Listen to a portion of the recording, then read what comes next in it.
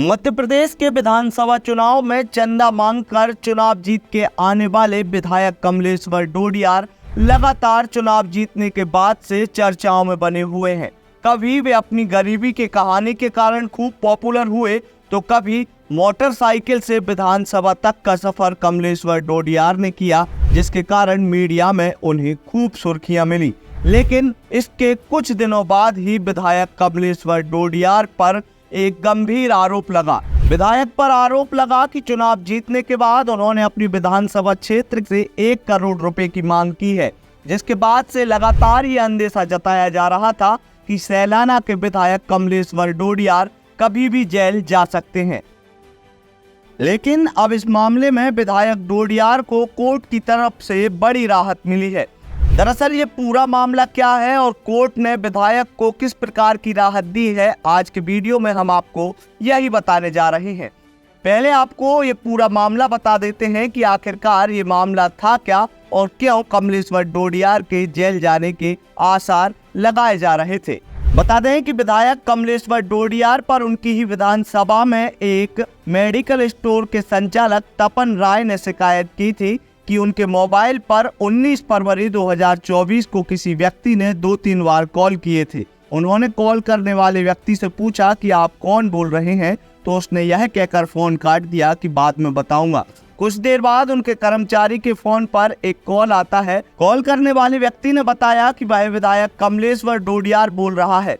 उसे ये शिकायत मिली है कि तुम्हारे द्वारा एक्सपायरी डेट व नकली दवाएं बेची जा रही हैं। और इसके बाद इस तरीके के आरोप लगाने के बाद मेडिकल संचालक से विधायक कमलेश्वर डोडियार ने कथित तौर पर 1 करोड़ रुपए की रिश्वत की मांग की, जिसके आधार पर सैलाना के थाने में कमलेश्वर डोडियार व उनके विधायक प्रतिनिधि दशरथ डिंडोर के खिलाफ 29 फरवरी 2024 को विभिन्न धाराओं में एक प्रकरण दर्ज किया गया था।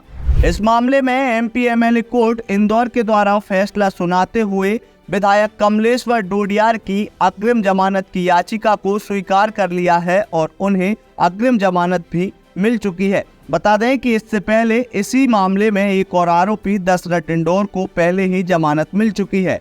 जब विधायक कमलेश्वर डोडियार पर इतने गंभीर आरोप लगे तो उन्होंने एमपी एमएलए कोर्ट में जो आवेदन दिया, उस आवेदन में कहा गया था कि उन्होंने ऐसी किसी भी घटना को अंजाम नहीं दिया है।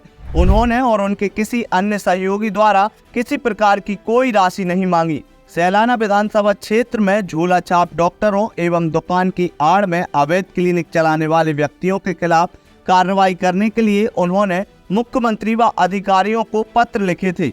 झोला छापों के प्रमुख तपन राय ने अपने बचाव में एसपी को उनके खिलाफ लिखित शिकायत की थी, जिसे बगैर जांच के उन पर प्रकरण दर्ज कर लिया और उन्हें मुख्य आरोपी बनाया गया।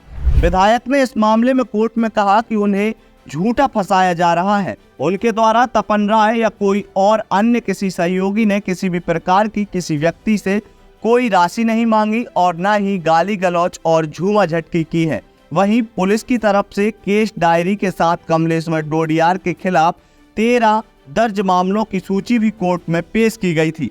बता दें कि बीते दिनों हमारी संवाददाता सोनम शर्मा ने जब स्थानीय एसपी से इस पूरे मामले को लेकर चर्चा की थी, तो एसपी ने ये स्पष्ट किया था कि विधायक कमलेश्वर डोडियार पर कई प्रकार के गंभीर मामले विधायक बनने से पहले भी दर्ज किए जा चुके हैं। सर, कमलेश्वर डोडियार पर जो एफआईआर हुई है उस मामले में अब तक क्या अपडेट आई है? कमलेश्वर डोडियार की एफआईआर के मामले के अंदर बेसिकली बयान और बाकी जो फुटेजेस वगैरह है उसकी इन्वेस्टिगेशन अभी चल रही है।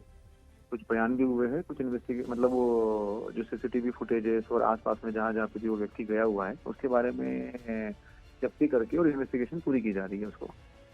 ओके सर, हमने एक पुलिस स्टेटमेंट भी देखा था जिसमें पुलिस के द्वारा ऐसा कहा जा रहा है कि जल्द ही कमलेश्वर डोडियार को गिरफ्तार कर सकते हैं, तो आप इस पर क्या कहेंगे? देखिए, एफआईआर होने के बाद में मामले की इन्वेस्टिगेशन होती है। इन्वेस्टिगेशन में सारे तथ्यों को हम लोगों को पूरा के पूरा लेके आना होता है और उसके बाद में फिर उसमें जब किसी एमएलए के विरुद्ध एफआईआर होती है तो उसमें विधानसभा अध्यक्ष को सूचना दी जाती है और उसके बाद में फिर अग्रिम कार्रवाई की जाती है। हम लोग प्रोसीजर का फॉलो करेंगे। और अभी अगर देखें विधायक बनने के बाद में तो एक मामला जो है जो अभी कायम हुआ है वो 1 करोड़ की जो ये पैसा मांगना वगैरह, उसके बाद में कुछ व्यापारी है, एक कपास व्यापारी है, कुछ सोना चांदी के व्यापारी है, उनके संघ के द्वारा शिकायत की गई है कि उसमें इनके द्वारा जो है वो लगभग 20 से 25 लाख रुपए उनसे ले लिए गए। इशू कुछ ऐसा था कि पहले की जो मंडी थी उस मंडी को चेंज करवाने के लिए इन्होंने धरना दिया, उसके बाद में 2 दिन बाद धरने खत्म कर दिया। तो उस संबंध में कि वो मंडी शिफ्ट नहीं कराऊंगा इसके लिए उन्होंने पैसे मांगे, ऐसे करके शिकायत आई हुई है। वो शिकायत भी हमारे पास में है अभी, मगर उसके अंदर क्योंकि ये संघ की तरफ से दिया हुआ है, ये व्यापारी संघ, तो उसमें उन सब लोगों के बयान प्रॉपर लेने के बाद में और बाकी चीजें कंप्लीट करने के बाद में ही हम अग्रिम कार्यवाही करेंगे। तो सर ये सब चीजें अगर साबित हो जाती हैं तो इसके बाद में कमलेश्वर डोडियार को गिरफ्तार करने की प्रक्रिया शुरू हो जाएगी? सारी चीजें जो होती है वो आपकी इन्वेस्टिगेशन में पूरी चीज प्रूफ होने के बाद में, और साथ साथ में अगर शिकायत भी है तो शिकायत में जैसे अगर कोई पर्टिकुलर शिकायत होती है जिसको वेरीफाई करने के बाद में सही पाया जाता है, मतलब प्राइमा फेसी सही पाया जाता है, तो उसके ऊपर कार्यवाही करते हैं। अभी हमारे पास में क्योंकि संघ की तरफ से, मतलब एक व्यापारी संघ की तरफ से शिकायत आई हुई है, 2 अलग अलग व्यापारी संघ है, सोना चांदी के व्यापारी है और साथ साथ में कपास व्यापारी है, उनकी तरफ से शिकायत आई हुई है।